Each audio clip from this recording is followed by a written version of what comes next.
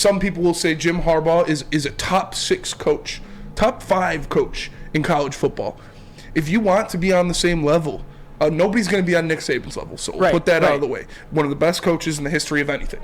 But if you want to be on that level of a Dabo Swinney, a Kirby Smart, any of those other coaches that are in that upper echelon, you need to win these games. You need to win college football playoff games and eventually a national championship, and he hasn't been able to do that. And there's nothing necessarily wrong with this, but right now all Jim Harbaugh is, and sort of the lexicon of college football coaches, is he's on the same tier as a guy like Brian Kelly, who is a damn good coach, but another one who's made college football playoffs and doesn't win.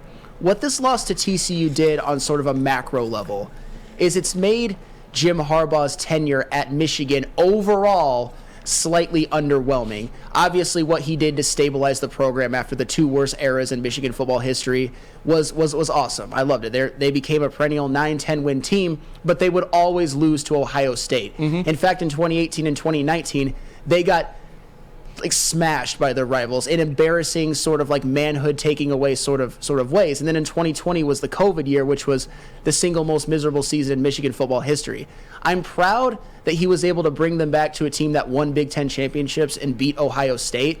But if you would have told me in December of 2014 when he was hired, that by now they wouldn't have even played for a national championship, I would be disappointed. And I know a lot of Michigan fans, if they gave themselves truth serum, would also be disappointed. Yes.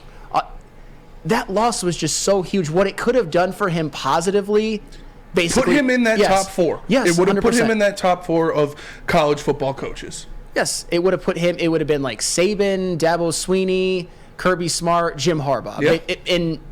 At Orgeron, baby. At Orgeron. Go Tigers. Go Tigers. Yeah. Where your poor streams going to die.